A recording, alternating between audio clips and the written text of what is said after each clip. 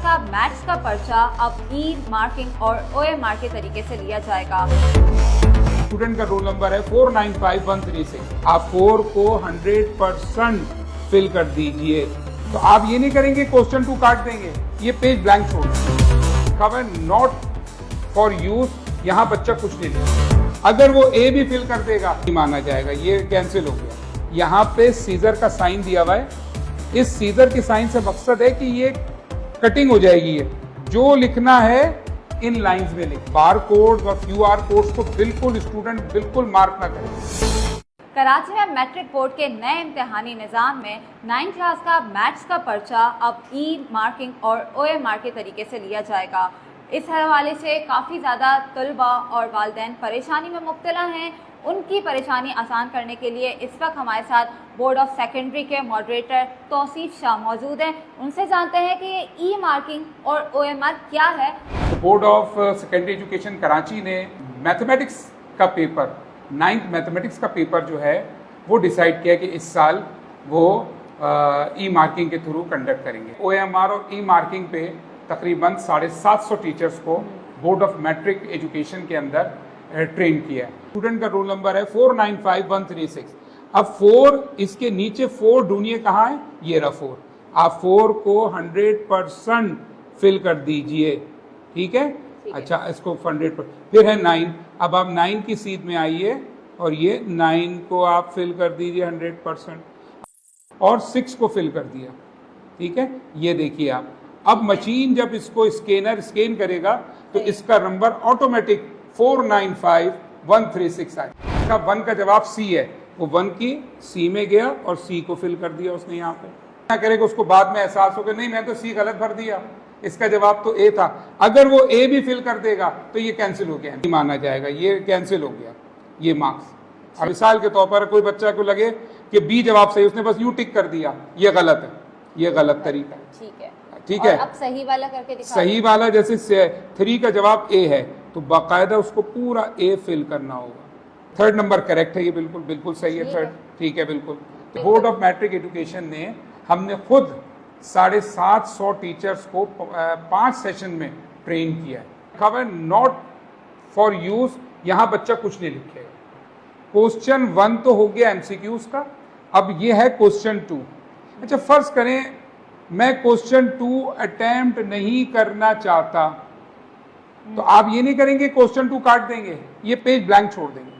यहाँ पे सीजर का साइन दिया हुआ है, इस सीजर के साइन से मकसद है कि ये कटिंग हो जाएगी, ये कॉपी स्कैन होने से पहले कटिंग हो जाएगी। तो कोई स्टूडेंट भी इस लाइन से बाहर ना जाए लिखते हुए, जो लिखना है इन लाइंस में लिखना है, इन लाइन से बाहर किसी भी स्टूडेंट को नहीं जाना है। खुदा ना खास्ता अगर फर्ज कीजिए कोई बच्चा लिखता हुआ यहाँ चला गया कि उसने यहाँ लिख दिया a² - b², अब वो कटिंग में तो कट गया। और ये बार कोड्स और क्यूआर कोड्स को बिल्कुल स्टूडेंट बिल्कुल मार्क ना करें। मिसाल के तौर पर क्वेश्चन 2 अटेम्प्ट करेगा तो ये क्वेश्चन 2 का बार कोड है, और जब ये ई मार्किंग के लिए चेकिंग पे जाएगा तो क्वेश्चन जो टीचर चेक करेगा उसको क्वेश्चन 2 ही नजर आएगा। बच्चे कहते हैं कि स्टूडेंट के सर सॉल्व करते में पेज शॉर्ट पड़ गया, अब हम अगले पेज पे तो जा नहीं सकते। तो आगा खान की ई मार्कर्स से मेरी बात हुई तो वो ये कहते हैं कि इस वो मैथ, सिर्फ मैथ के सब्जेक्ट की बात कर रहा हूँ, कि वो मैथ पे बीच से पार्टीशन कर देते हैं और सवाल को सॉल्व करते हुए चलते हैं यहाँ पे, और जैसे सॉल्व यहाँ तक इनकम्प्लीट है तो फिर इसको यहाँ ले आते हैं, ये यूँ सॉल्व करते हुए ऊपर यहाँ पे सॉल्व करते हैं ताकि वो यहाँ पे उनका सवाल एंड हो जाए। सेक्शन बी के हर सवाल के लिए 1 पेज ब्लैंक दिया है, 1 पेज दिया है बोर्ड ने। सेक्शन सी के लिए याद रखिएगा क्योंकि वो लॉन्ग क्वेश्चंस होते हैं, उसके लिए 2 पेजेस दिए। ये कॉपी कंप्लीट हो जाएगी तो अब सुनिए अगला स्टेप क्या है। फिर ये कॉपी जाएगी स्कैन होने। स्कैन होने के लिए ये जो आपको सीजर का साइन नजर आ रहा है, यहां से कॉपी की होगी कटिंग, यहां से कॉपी की होगी कटिंग। फिर ये पूरी 24 पेज की कॉपी एक स्कैनर में रखी जाएगी। ये स्कैन करके पूरी एक कॉपी पीडीएफ की शक्ल में पूरी एक फाइल बन जाएगी। अब ये फाइल स्कैन हो गई पूरी, उसमें एमसीक्यूज भी नजर आ रहे हैं, उसमें सवालात भी नजर आ रहे हैं।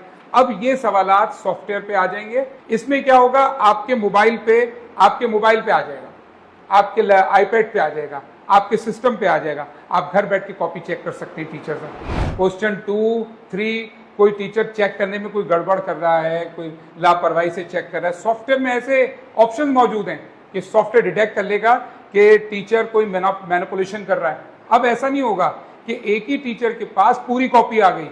एक टीचर के पास कभी क्वेश्चन 2 आया है, कभी 7 आया है, किसी टीचर के पास 3 आया है, और पीछे सॉफ्टवेयर उसको चेक करके एक जगह जमा करता जा रहा है उस रोल नंबर पे रिजल्ट को। इससे क्या फायदा होगा, अगर एक बच्चे ने सही लिखा है तो उसको पूरे मार्क्स मिलेंगे, टीचर को मार्क्स काटने की गुंजाइश ही नहीं होगी, क्योंकि क्राइटेरिया ही 3 होंगे, या तो वो फुल मार्क्स दे, या वो एवरेज मार्क्स दे, या बिल्कुल कम मार्क्स दे।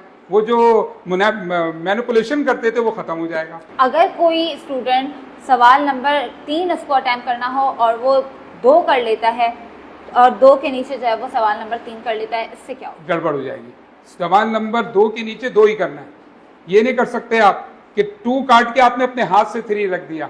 इसका नुकसान क्या होगा, जो बार कोड क्रिएट हुआ है, जो उसका कोड क्रिएट हुआ है, वो उससे मैच नहीं करेगा। स्टूडेंट्स को ये देखना चाहिए ये वीडियो, क्योंकि इसमें हमारे साथ सर तौसीफ मौजूद थे। उन्होंने सारी तरीक़ेकार भी बताया ई मार्किंग और OMR का, कि अगर स्टूडेंट्स ने कोई गलती की तो इसमें कोई गलती की गुंजाइश नहीं है, क्योंकि तमाम तर चीज़ें जो है इन्होंने तफसीलात से आगाह कर दिया है। और अगर कोई स्टूडेंट मिस्टेक करता है तो उसके लिए मसला पैदा हो सकता है, क्योंकि अब जो पेपर लेने जा रहे हैं वो जदीद तरीके से लेने जा रहे हैं, और उसमें जो है कोई मैनुअल बच्चा अगर अपनी तरफ से कुछ भी करना चाहे तो वो उसके लिए मसला आगे बन सकता है।